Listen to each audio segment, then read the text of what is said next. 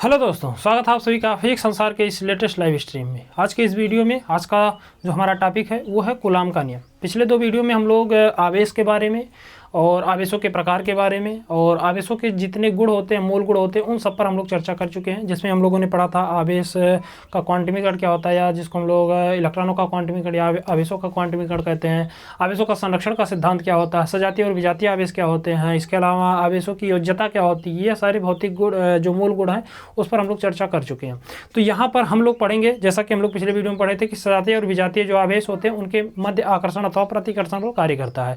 अगर आपके पास सजातीय आवेश है, सजातीय आवेश का मतलब क्या होता है, तो ऐसे दो आवेश जिनका परिमाण समान परंतु प्रकृति क्या होती है, जिनका परिमाण और प्रकृति दोनों सेम होती है, उसको हम लोग सजातीय कहते हैं।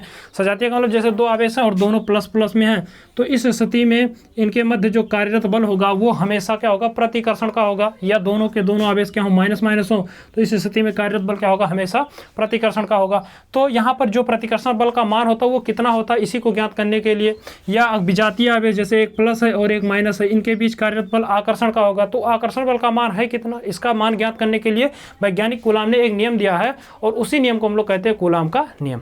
अब हम लोग समझते हैं कि कूलाम का नियम है क्या। तो कूलाम ने बताया कि अगर दो आवेश हैं, स्थिर आवेश, दो स्थिर विद्युत आवेश हैं, तो उनके मध्य जो कार्यरत आकर्षण या प्रतिकर्षण बल होता है वो उन दोनों आवेशों के परिमाणों के गुणनफल के अनुक्रमानुपाती, यानी जितना जितना दोनों आवेशों का परिमाण होगा, मान होगा, उनका हम क्या करेंगे, गुणा करेंगे और उसके क्या होगा, अनुक्रमानुपाती होगा। अर्थात कहने का मतलब, मान लीजिए आपके पास दो आवेश हैं, एक आपका है Q1 और एक दूसरा क्या है, आवेश Q2, और ये दोनों मान लीजिए कि एक दूसरे से स्मॉल r दूरी पर रखे हुए हैं। ठीक, मान लेते हैं हमारे पास दो आवेश हैं, एक Q1 है और एक क्या है, Q2 है, और दोनों एक दूसरे से स्मॉल r दूरी पर रखे हैं। तो इनके मध्य, अब चूंकि दोनों के दोनों क्या है, प्लस प्लस हैं, तो इनके बीच कौन सा बल कार्य करेगा, प्रतिकर्षण का बल कार्य करेगा।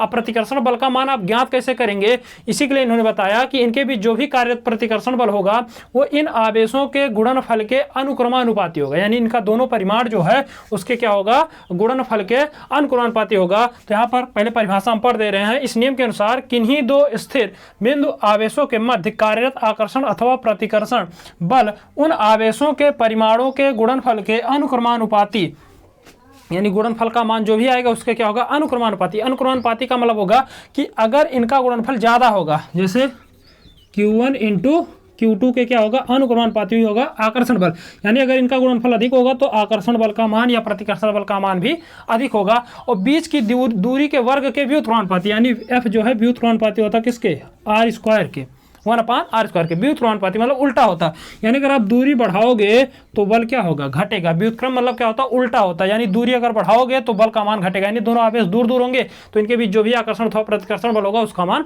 घटेगा। अब इसको हम एक लैंग्वेज के रूप में लिखते हैं जिससे आपको नोट बनाने में कोई समस्या ना हो। तो यहाँ पर हम लिखेंगे, ये तो हो गया आपका कूलाम का नियम, आप इसको पढ़ लीजिएगा। लिखेंगे, माना, आप कॉपी पेन लेकर बैठिए और नोट बनाते रहिए।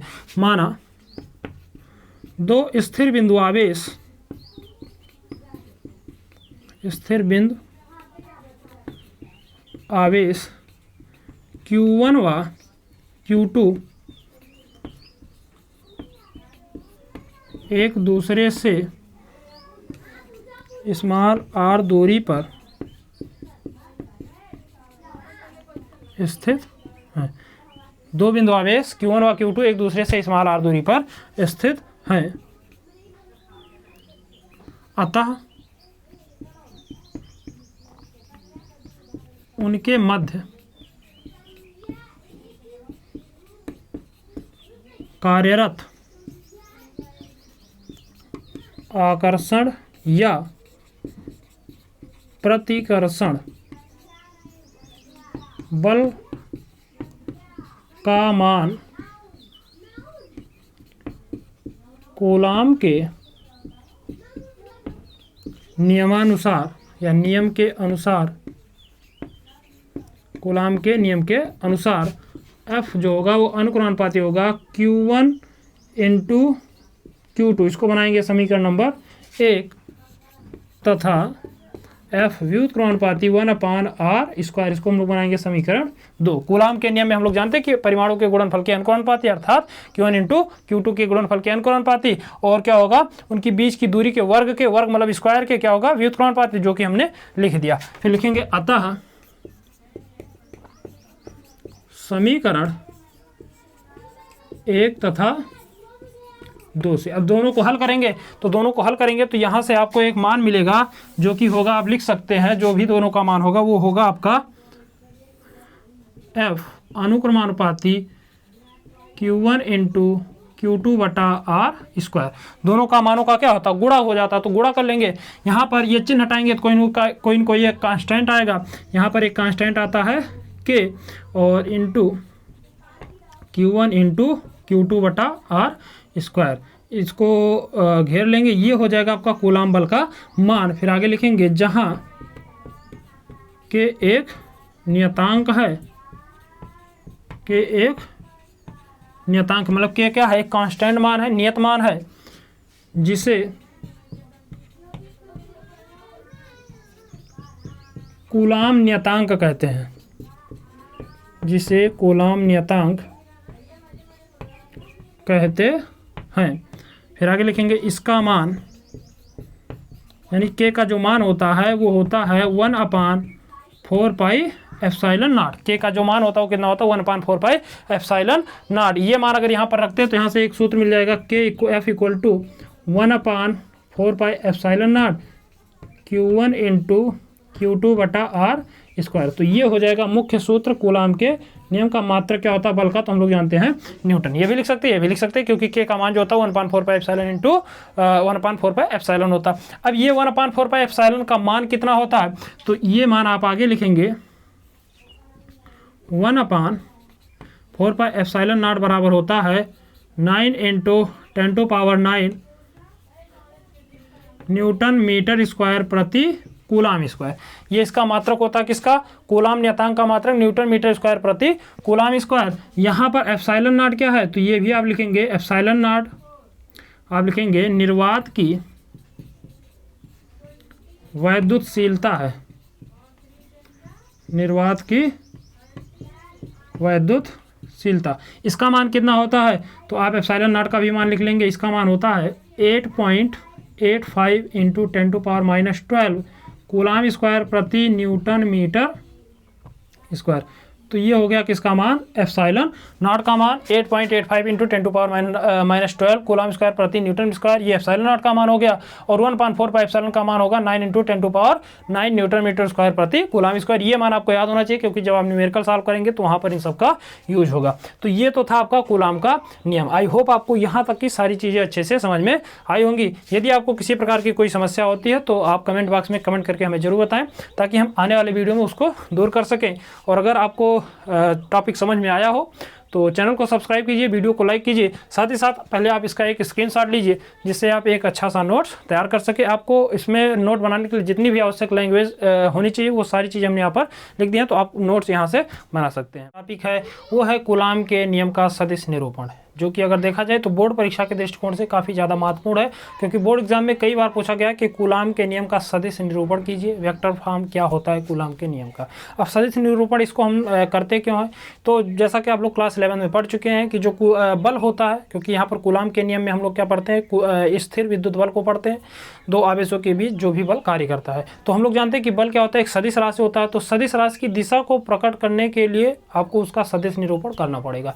तो यहाँ पर इसीलिए हम क्या करते हैं, कूलाम के नियम का सदिश निरूपण करते हैं। हम लोग समझते हैं कि जब दो आवेशों के बीच आकर्षण या अथवा प्रतिकर्षण बल कार्य करता है तो उनकी दिशा किस तरफ होती है, यही आपका क्या होता है, कूलाम के नियम का सदिश निरूपण होता है। तो चलिए हम लोग करते हैं। मान लेते हैं हमारे पास दो बिंदु आवेश हैं, एक कोई है Q1, एक आवेश है Q1, और एक दूसरा आवेश हम लोग मान लेते हैं क्या है, Q2 है। ठीक, दो आवेश हैं, दोनों का परिमाण, एक का है Q1, एक का क्या है, Q2 है।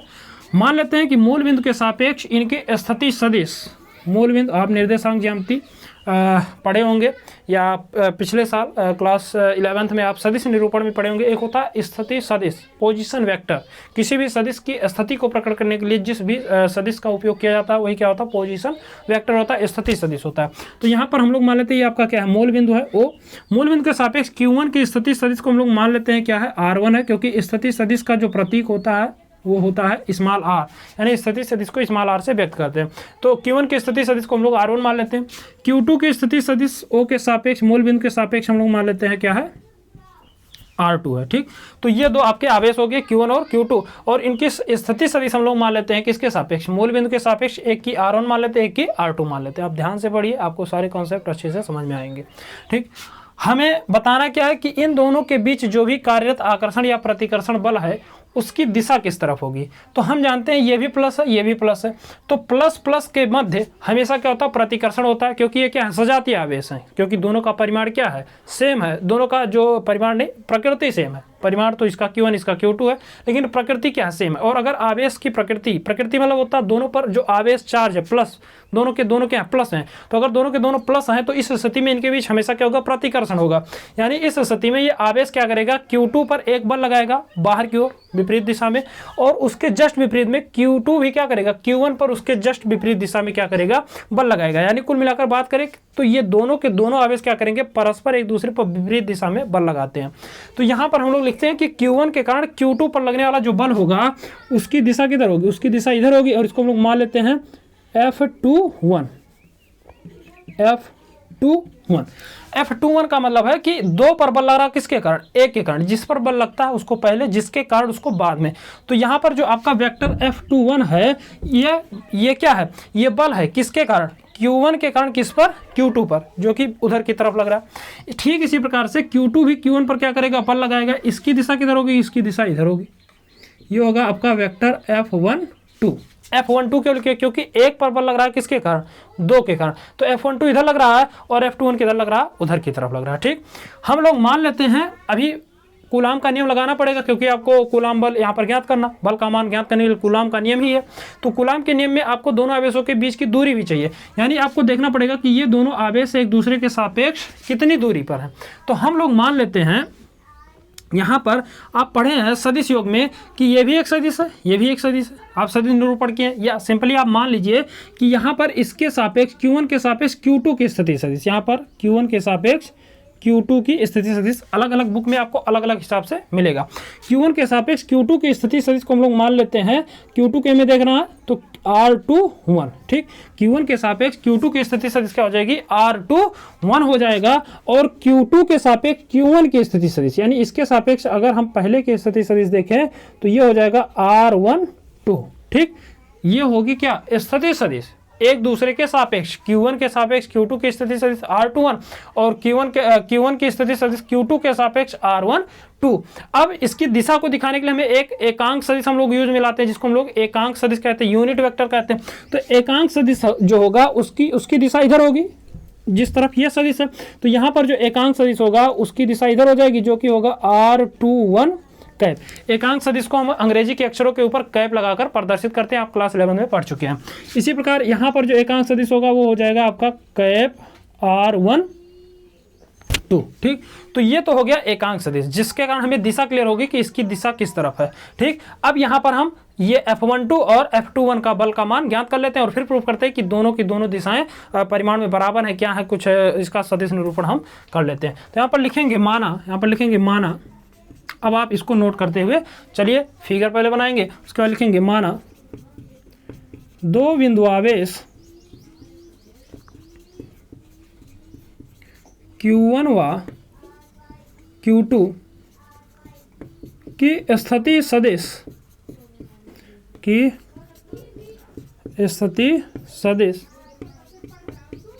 मूल बिंदु के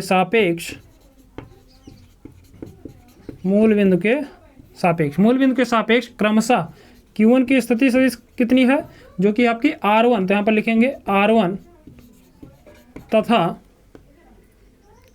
वेक्टर R2 है। तीर को क्या बोलते हैं, वेक्टर सदिश। तो R1 हो गया किसकी स्थिति सदिश, 1 की, R2 हो गया किसकी स्थिति सदिश, Q2 की। ठीक, फिर आगे लिखेंगे चूंकि दोनों बल, या आगे लिखेंगे, फिर आगे लिखेंगे तथा Q1 की स्थिति सदिश किसके सापेक्ष? Q2 के सापेक्ष। Q1 की स्थिति सदिश Q2 के सापेक्ष, Q1 की स्थिति सदिश Q2 के सापेक्ष कितना है? Q1 की देखना, Q2 के सापेक्ष तो क्या होगा? R12, यहाँ पर लिखेंगे R12 तथा Q2 की स्थिति सदिश, Q2 की स्थिति सदिश Q1 के सापेक्ष, Q2 की स्थिति सदिश Q1 के सापेक्ष देखेंगे तो ये क्या है? R21, तो यहाँ पर लिख लेंगे R21 है, तथा एकांक सदिश क्रमशः, यहाँ पर दो एकांक सदिश भी हैं, एक है R12 कैप और R21 कैप है। ठीक, ये तो हमने जितनी लैंग्वेज लिखना था वो सारी की सारी हमने लिख लिया। अब आगे लिखेंगे, अतः आवेश Q1 के कारण Q2 पर लगने वाला कूलाम बल, आप स्थिर विद्युत बल को कूलाम बल भी कह सकते हैं। तो यहाँ से Q1 के कारण Q2 पर, Q1 के कारण Q2 पर जो बल लग रहा हो कौन सा? F21, यहाँ पर हो जाएगा F21 is equal to 1/4πε0 Q1 into Q2 upon, आप Q1 के सापेक्ष Q2 की स्थिति सदिश देखेंगे तो ये क्या है? R21, यहाँ पर हो जाएगा R21 into cap R21। Cap R21 का यूज़ क्यों किया? क्योंकि ये दिशा को बताता है। एकांक सदिश का काम क्या होता है? दिशा बताना। इसका परिमाण क्या होता है? 1 होता है। इसको हम लोग बना लेंगे समीकरण नंबर 1। फिर आगे लिखेंगे, इसी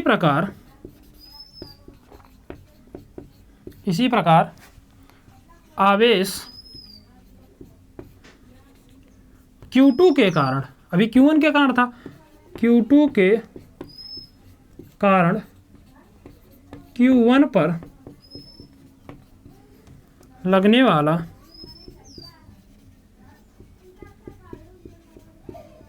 कूलाम बल F12 is equal to 1/4πε Q1 into Q2 upon, अब यहाँ पर देखिए तो यहाँ पर F12 है ना, तो F12 की स्थिति सदिश कितना है? ये है आपका R12, तो यहाँ पर हो जाएगा R12 into cap R12। Cap क्यों लगाएंगे? कैप का ही काम है दिशा को व्यक्त करना, जो कि बता रहा है कि इसकी दिशा में, किसकी दिशा में? स्थिति सदिश R12 की दिशा में। और R21 कैप क्या बताता है? कि इसकी स्थिति सदिश क्या है? R21 की दिशा में। ठीक, तो ये आपके दो यहाँ से क्या बनेंगे? सूत्र बन जाएंगे। फिर आगे लिखेंगे, यहाँ तक का आप पहले नोट करेंगे, फिर आगे देखिए। हम लोग जानते हैं, यहाँ पर लिखेंगे, क्योंकि R12 is equal to R21, यहाँ पर R12 और R21 दोनों का परिमाण क्या है? सेम है। क्यों सेम है? क्योंकि इनके बीच की जो भी दूरी होगी वो क्या होगी? समान होगी।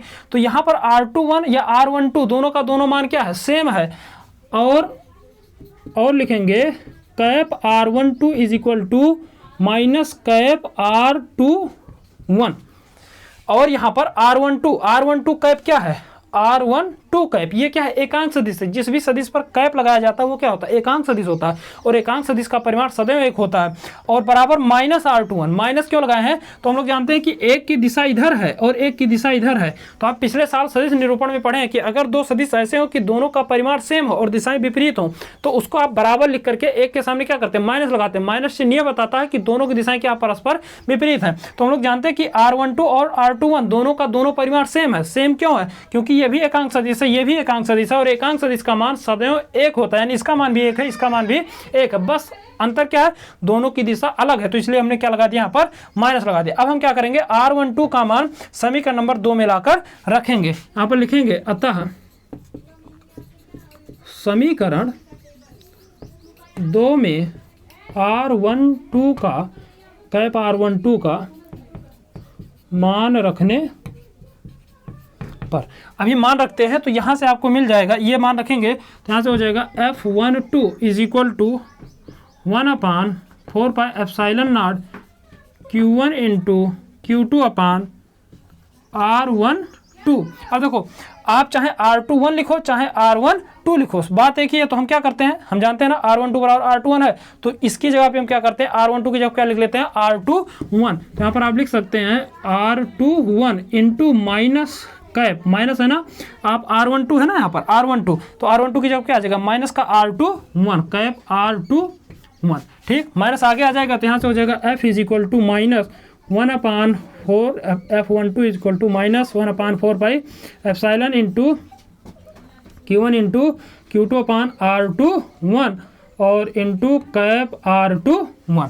अब आप देखो तो यहाँ से F12 का मान मिल गया minus 1/4 pi epsilon Q1 Q2 upon R21 into cap R21, और हम ये मान आप देख सकते हैं समीकरण नंबर 1, समीकरण 1 और इसकी तुलना कीजिए तो यहाँ पर भी क्या 1/4 पाई एप्सिलॉन 1/4 पाई एप्सिलॉन, अंतर क्या यहाँ पर केवल माइनस है, यहाँ पर सब मान प्लस में है, Q1 Q2 upon R21 into cap R21 into cap R21। यानी आप यहाँ पर देखो तो ये पूरा का पूरा जो मान है वो सेम है किससे, समीकरण नंबर 1 से। तो आप इस पूरे के पूरे मान के स्थान पर क्या लिख सकते हैं, F21 लिख सकते हैं। तो यहाँ पर लिखेंगे अतः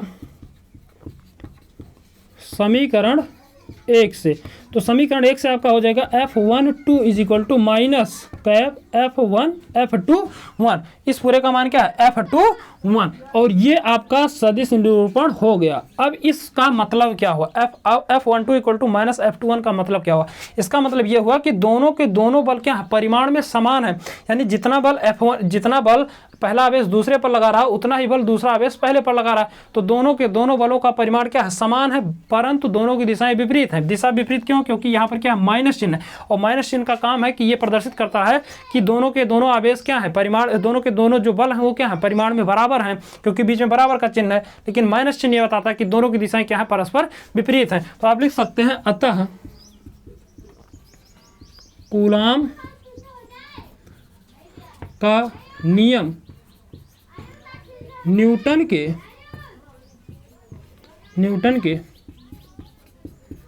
क्रिया प्रतिक्रिया नियम का पालन करता है। कूलाम का नियम न्यूटन के क्रिया प्रतिक्रिया नियम का पालन करता है, जो कि क्रिया प्रतिक्रिया का नियम आप पढ़े हैं कि अगर एक वस्तु दूसरी वस्तु पर बल लगाती है तो दूसरी वस्तु भी पहली वस्तु पर उतने ही परिमाण का बल परंतु विपरीत दिशा में लगाती है, उसी बल को हम लोग क्या कहते हैं, क्रिया प्रतिक्रिया का बल कहते हैं, और ये न्यूटन का गति का तीसरा नियम है।